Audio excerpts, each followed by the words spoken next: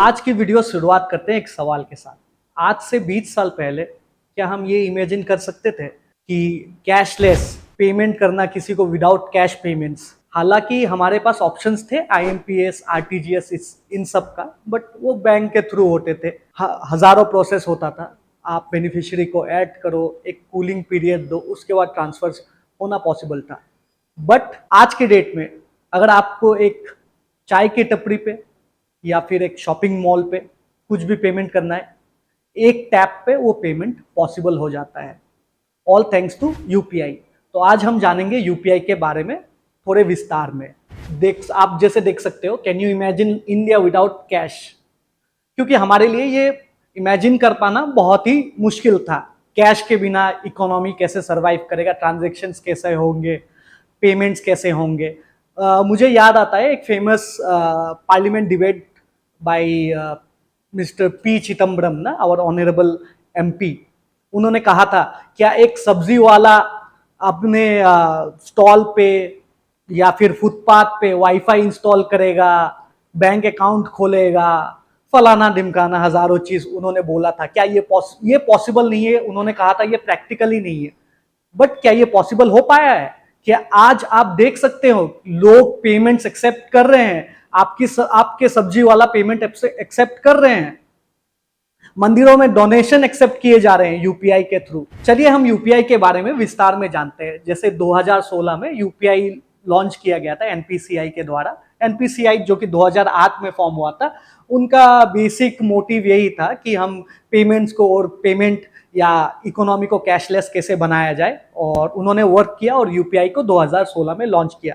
2017 से 19 में हमने देखा कि रैपिड एडॉप्शन स्टार्ट हुआ यूपीआई का। जैसे कि payment platforms like Paytm, phone पे उन्होंने अडॉप्ट करना स्टार्ट किया और यूजर्स के लिए और कन्वीनियंट हो गया। House hold to house hold, person to person available हो गया यूपीआई। क्योंकि भीम का जो इंटरफेस था थोड़ा टफ माना जाता था और लोगों को ऑपरेशनल दिक्कतें आना शुरू हो गया था भीम यूजेज से। तो फिर जब फोन पे और पेटीएम ने अडॉप्ट किया, काफी इजी हो गया उसका यूजेज। फिर हमने देखा कि कोविड के दौरान काफी रैपिड इंक्रीज हुआ हमारे यूपीआई का ग्रोथ रैपिडली इंक्रीज हो गया। इस टाइमलाइन के थ्रू हम जान सकते हैं कि 2016 से 19 में फर्स्ट बिलियन कस्टमर्स हम लोग रीच कर पाए, ट्रांजैक्शन हम लोग रीच कर पाए। बट उसके बाद आप देख सकते हो रैपिड वे में उसका इंक्रीज हुआ। टिल अगस्त 2023 हम 10 बिलियन ट्रांजैक्शन पे पहुंच गए। 10 बिलियन ट्रांजैक्शन पर मंथ पहुंच गए हम लोग। फिर आप देख सकते हो, जैसे हमारे लिए इलेक्ट्रिसिटी पेमेंट्स इजी हो गया। पहले जाके लाइन पे खड़ा रहना पड़ता था। गैस बुकिंग्स, गैस का पेमेंट, सब कुछ इजी हो गया। फोन का पोस्टपेड पेमेंट्स, यूपीआई ने सब चीजों को इजी बना दिया।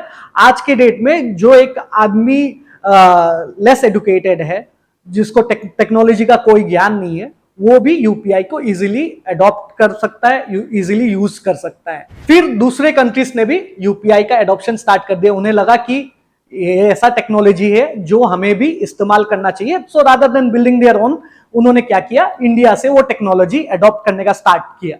हम देख सकते हैं जैसे countries like UAE, France, Bhutan, Nepal, Mauritius और श्रीलंका एंड सिंगापुर ने भी इसका एडॉप्शन स्टार्ट कर लिया। एक सिंगापुर के बहुत ही फेमस प्लेटफॉर्म है पे नाउ, पेमेंट प्लेटफॉर्म। लाइक हमारे यहाँ पेटीएम, फोन पे जैसा ही उनके यहाँ पे नाउ करके एक पेमेंट प्लेटफॉर्म है जिसने इसको अडॉप्ट किया और यूपीआई के थ्रू पेमेंट फैसिलिटीज अवेलेबल कर दिया उन्होंने। 2025 के यूपीएससी प्रीलिम्स में ये देखा गया है कि एक क्वेश्चन पूछा गया था, consider the following countries, United Arab अमीरात, France, Germany, Singapore, Bangladesh. How many countries among the above are there other than India where international merchant payments are accepted under UPI? तो ये UPI के बारे में बात कर रहा है। ये क्वेश्चन हमसे पूछ रहा है कि कितने कंट्री ने, इस लिस्ट में से कितने कंट्री ने, इंडिया को छोड़ के कितने कंट्री ने UPI को अडॉप्ट किया? तो इसका आंसर होगा ओनली 3, क्योंकि यूनाइटेड अरब एमिरेट्स, फ्रांस और सिंगापुर ने सिर्फ अडॉप्ट किया है। जर्मनी और बांग्लादेश ने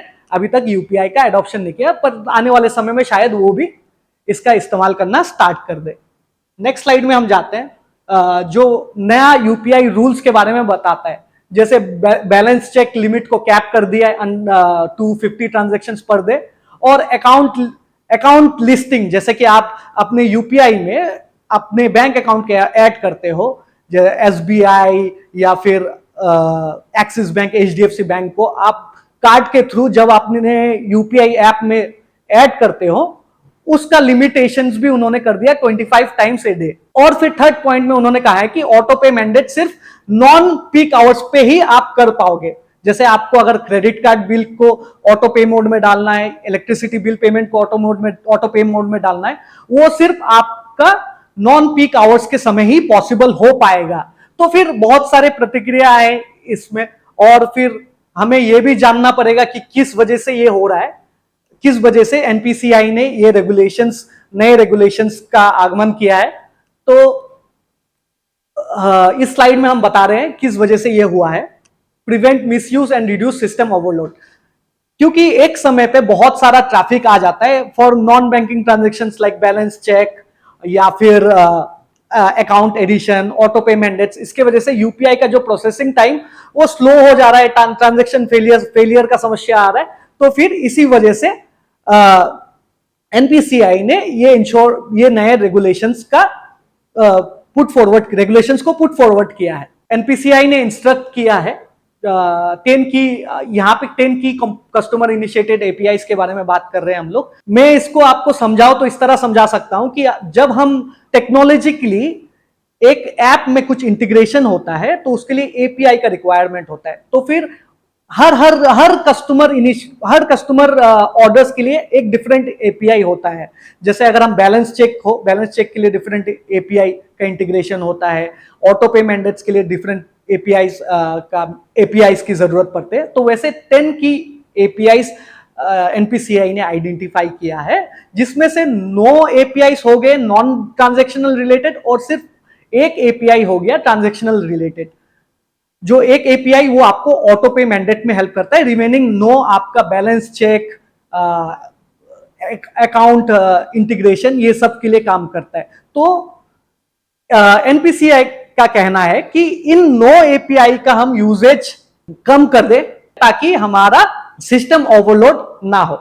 एनपीसीआई ने पीएसपीस को, पेमेंट सर्विस प्रोवाइडर्स को ये इंस्ट्रक्ट किया है। साथ ही बहुत सारे बड़े बड़े कॉर्पोरेट्स का, फिनटेक इनोवेटर्स का कुछ प्रतिक्रियाएं आए हैं इसके ऊपर। जैसे कि चीफ ऑपरेटिंग ऑफिसर इजीपे का इन्होंने एक कमेंट किया है कि this might be an inconvenience to traders and other users who check their balances और ट्रांजैक्शंस एक्सट्रीमली फ्रीक्वेंटली।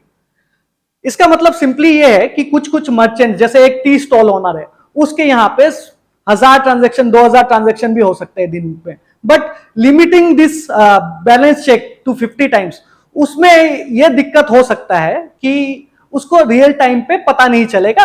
इनका कहना है, चीफ ऑपरेटिंग ऑफिसर ऑफ इजीपे का ये कहना है। बट एनपीसीआई ने इसके क्लेरिफिकेशन में ये बताया है, चाहे आपका बैलेंस चेक को लिमिट कर दिया गया है, पर आपको रेगुलर बेसिस पे मैसेज जरूर आते रहेगा ताकि आपको ये समस्या फेस करना ना पड़े कि आपको रियल टाइम बैलेंस अपडेट ना मिले।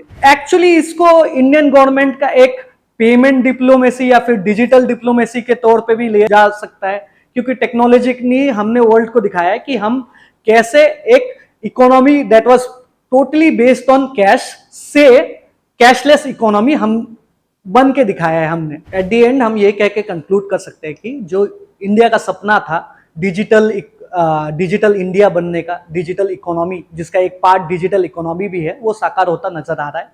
और ना ही इंडिया, वर्ल्ड के दूसरे देश जैसे कि सिंगापुर, फ्रांस, यूएई, बड़े बड़े डिफरेंट देश, 7 देशों ने अभी तक अडॉप्ट कर लिया और दूसरे देश भी इसके बारे में कंसीडर कर रहे हैं। वो भी इस टेक्नोलॉजी को अडॉप्ट करने के लिए काफी कीन है, जिससे ये दर्शाता है कि भारत फिनटेक इंडस्ट्री में एक सुपर पावर की तरह आगे बढ़ रहा है।